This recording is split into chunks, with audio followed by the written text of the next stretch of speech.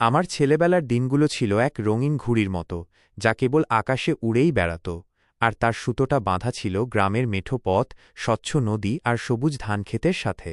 তখন মোবাইল বা ইন্টারনেটের ঝুটঝামেলা ছিল না কোনো ব্যস্ততার তাড়া। ভোর হলেই পাখির কিচিরমিচির শব্দে ঘুম ভাঙত, আর দিনের শুরুটা হতো লাটিমের সুতো পাকানো দিয়ে।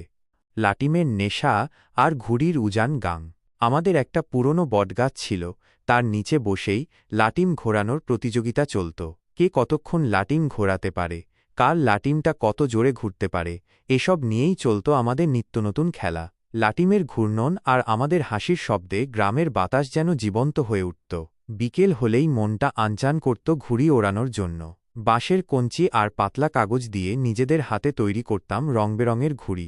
এরপর খোলা মাঠে দল বেঁধে চলত ঘুড়ি ওড়ানোর উৎসব। কে কার ঘুড়ি কাটতে পারে, সেই প্রতিযোগিতায় মেতে উঠতাম আমরা।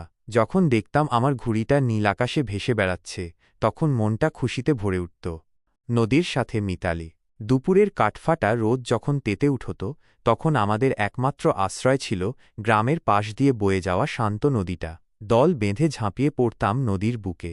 চলত ঘণ্টার পর ঘণ্টা সাঁতার কাটা, ডুব সাঁতার আর জল ছোঁড়াছুড়িতে মেতে উঠতাম আমরা।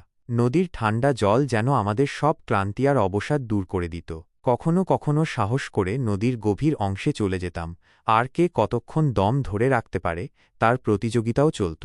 সেই দিনগুলোর কথা মনে পড়লে এখনও যেন নদীর ঠান্ডা জলের স্পর্শ অনুভব করতে পারি। নৌকার পাল আর স্বপ্নিল যাত্রা। নদীর ধারে বাঁধা থাকত বাবার পুরনো ডিঙি নৌকাটা। সুযোগ পেলেই আমরা বন্ধুরা মিলে নৌকায় উঠে পড়তাম।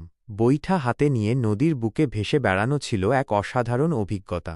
কখনো একা একা, কখনো বন্ধুদের সাথে নৌকায় বসে সূর্যাস্ত দেখতাম। পশ্চিম আকাশে যখন কমলা রঙের আভা ছড়িয়ে পড়ত, তখন সেই দৃশ্য আমাদের মনকে এক অদ্ভুত প্রশান্তি দিত। নৌকার পাল তুলে দূর থেকে দূরে চলে যাওয়ার স্বপ্ন দেখতাম। মনে হতো যেন এই ছোট্ট নৌকাটা আমাকে এক অজানা জগতে নিয়ে যাবে, যেখানে শুধু আনন্দ আর স্বাধীনতা। আজ যখন বড় হয়ে গেছি, শহুরে জীবনের যান্ত্রিকতায় আটকা পড়েছি, তখন সেই সোনালি দিনগুলোর কথা খুব মনে পড়ে। লাটিম, ঘুড়ি, নদী আর নৌকা, এই সবকিছুই যেন আমার ছেলেবেলার অবিচ্ছেদ্য অংশ।